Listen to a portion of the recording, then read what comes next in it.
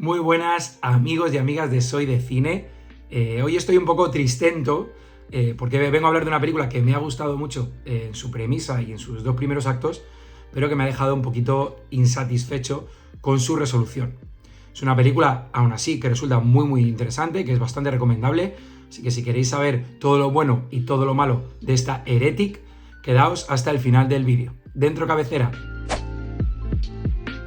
Bueno, pues esta es una película chiquitita, con un presupuesto muy bajito, escrita y dirigida por Scott Beck y Ryan Woods, que son responsables, por un lado, de la maravillosa A Quiet Place, aunque se dice que Krasinski metió mucha mano en el guión, recordemos, el director de esta A Quiet Place, y luego también, por otro lado, son los responsables de una película de acción de ciencia ficción con Adam Driver que se llama 65 y que, en mi opinión, era un absoluto despropósito. Así que tenemos una de cal y otra de arena y teníamos ciertas expectativas y ciertas dudas por saber qué iba a pasar con esta Heretic. Pero tiene muchas cosas que a priori nos llamaban la atención. Bueno, primero que está 24 detrás y que es un estudio, una distribuidora, una productora que suele darnos productos muy interesantes.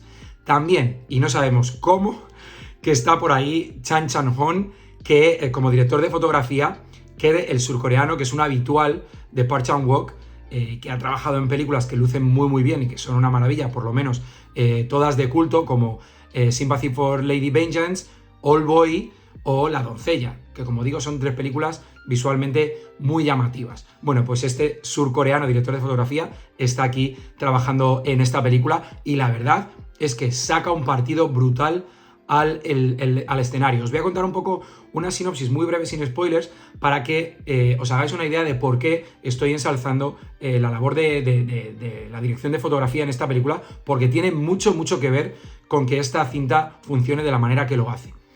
Es una película en una sola localización. Bueno, empieza fuera de esa localización, digamos, como una especie de prólogo, pero enseguida se mete dentro de una casa y todo sucede en el interior de esa casa. Una casa que está muy bien aprovechada, donde, como digo, esa labor de fotografía, esa labor de dirección, aprovecha cada rincón, nos hace tener sensaciones diversas según el lugar en el que nos estamos encontrando. Es una casa muy oscura, se juega mucho con la ausencia de luz, con recovecos, con esquinas, con pasillos, a veces claustrofóbica. Como digo, un set, una localización a la que se le ha sacado muchísimo partido y que forma parte de esa atmósfera que es capaz que son capaces de construir los directores en esta Heretic. Una película, como digo, bueno, me enrollo, voy a la sinopsis. Dos chicas, dos mormonas que se dedican a visitar, muy jovencitas, que se dedican a visitar casas, bueno, pues para intentar charlar con la gente, convencerle para que se unan a su iglesia, etc. ¿Quién les recibe en esta casa en la que sucede toda la acción?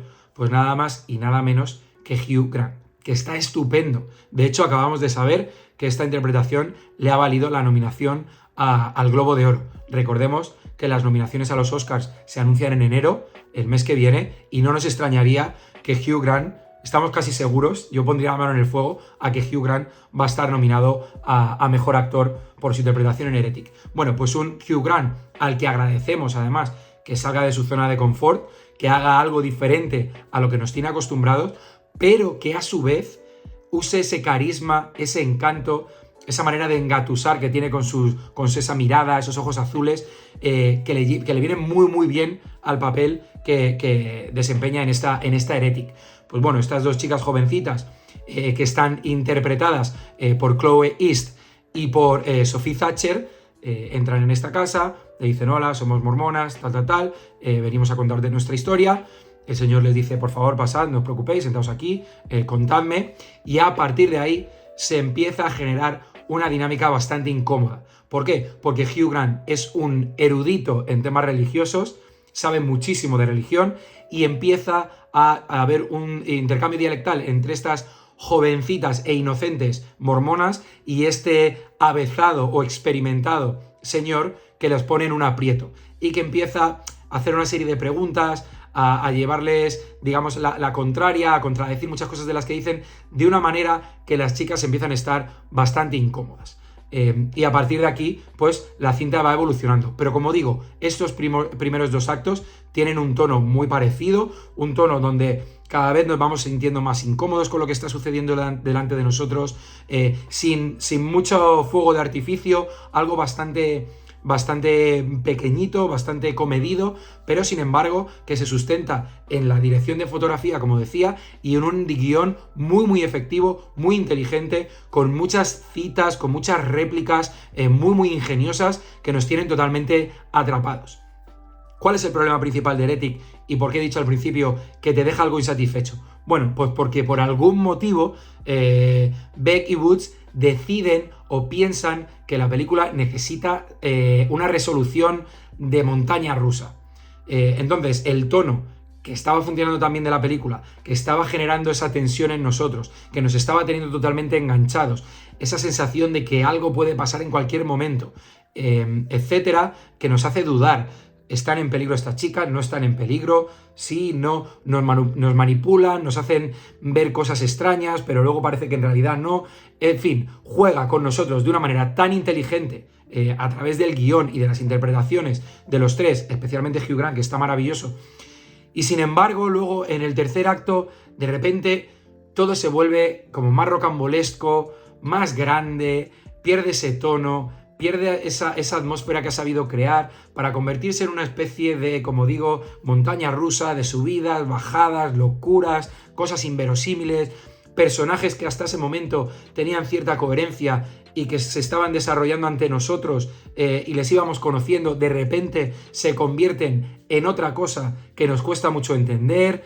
En fin, que cuando acaba la película nos quedamos un poco con la sensación de que no era necesario. Y además, ya hemos defendido muchas veces aquí en Soy de Cine, que una película sustentada en diálogos puede funcionar perfectamente sin necesidad de ir más allá. Y hablábamos de La Huella, hablábamos de Upon Entry, hablábamos de Más, son todos ejemplos, o incluso una española que se llama Bajo Terapia, me parece, que también son 3 parejas que están en una nave industrial y el diálogo entre ellos va desenvolviendo o vamos viendo, vamos obteniendo información y no necesitan nada más. Quizá una especie de giro al final, algo sorprendente, porque claro, la película tiene que tener alguna resolución que se quede con nosotros y que sea impactante. Pero impactante no significa espectacular o rocambolesco. Impactante puede ser una frase que suponga un giro que nos deje totalmente anonadados. Y eso es lo que yo creo que esta película estaba pidiendo. Esta película estaba pidiendo una resolución que sí, sorprendente, que cierre esta historia, que le ponga el lacito,